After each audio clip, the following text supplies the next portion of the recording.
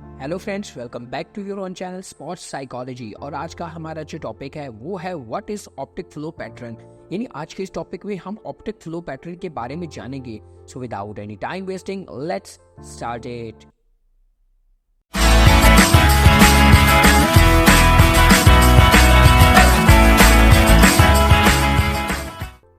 दोस्तों, जैसा कि हमने लास्ट वीडियो में बॉटम अप प्रोसेसिंग थ्योरी के बारे में जाना था, जिससे हमें ये मालूम हुआ था कि प्रोसेसिंग क्या होती है, यानी जो हमारी माइंड की परसेप्शन बनती है वो परसेप्शन किस तरह से बनती है। अब उस परसेप्शन बनने में एक बेसिक पॉइंट होता है जिसे हम डेप्थ परसेप्शन कहते हैं। यानी किसी भी चीज की हम जब परसेप्शन करते हैं तो उसको एज अ होली और डीपली हम किस तरह से जान सकते हैं। तो इसी चीज को समझने के लिए आज हम डिस्कस कर रहे हैं ऑप्टिक फ्लो पैटर्न।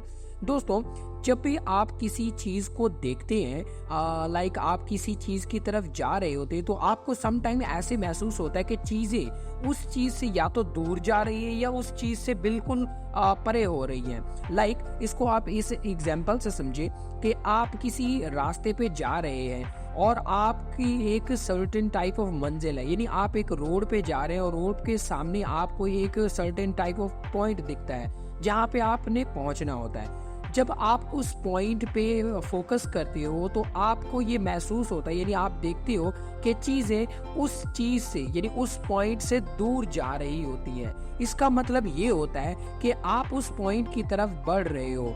अच्छा, एक ये पॉइंट है और दूसरा ये पॉइंट होता है कि जब आप देखें कि आपकी इर्द गिर्द की चीजें उस सर्टेन पॉइंट की तरफ मूव हो रही है, तो इसका मतलब है आप उस पॉइंट से थोड़ा सा दूर जा रहे हैं। इसी को ऑप्टिक फ्लो पैटर्न कहते हैं। ऑप्टिक फ्लो पैटर्न अपने नेम से ही जाहिर हो रहा है। ऑप्टिक मींस हमारी जो ऑप्टिक नर्व्स होती है हमारी आंख की, और फ्लो यानी तो कोई किसी चीज का बहना, और पैटर्न के वो एक सर्टेन खाकी के किरदार में फ्लो कर रहे हैं। यानी हम जो भी अपनी आंखों से चीजें देखते हैं तो हमें उसमें कहीं ना कहीं डेप्थ परसेप्शन के कुछ क्यूज मालूम होते हैं।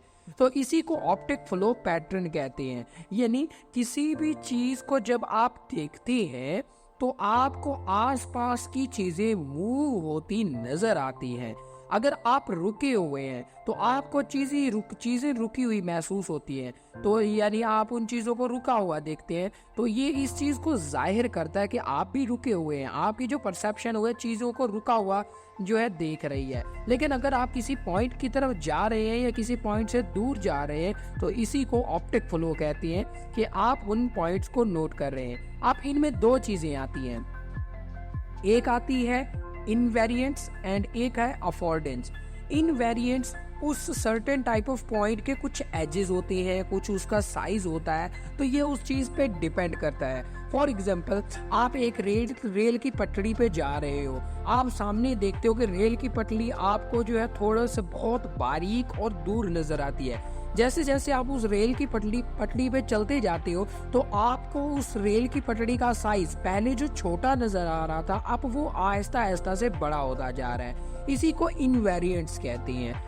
अच्छा, इसी तरह अगर आप किसी एक चीज की तरफ जाते हो और इस चीज पे पहुंचने के बाद उसके इर्द गिर्द चक्कर लगाते हो तो आपको मालूम होता है कि उसके साइज में जो है कोई फर्क नहीं आ रहा। इसी को इनवेरिएंट्स कहती हैं कि किसी चीज के साइज का बढ़ना या छोटा होना, बढ़ना या कम होना, इसी को इनवेरिएंट्स कहती हैं। दूसरा है अफोर्डेंस। अब हमारे एनवायरनमेंट में कुछ ऐसी चीजें होती है जो किसी चीज की पिक्चर को क्लियर करती है, किसी चीज की पिक्चर को मध्यम करती है, इसी को अफोर्डेंस कहती हैं। फॉर एग्जाम्पल, हमारे एनवायरनमेंट में मौजूद कभी कभार हम देखते हैं कि अंधेरा होता है। अंधेरे में अचानक किसी चीज पर रोशनी पड़ती है तो उस चीज के साइज को इंक्रीज या डिक्रीज कर देती है, तो उसी को अफोर्डेंस कहते हैं। अब अफोर्डेंस में कुछ चीजें आती हैं जैसे ऑप्टिकल एरे।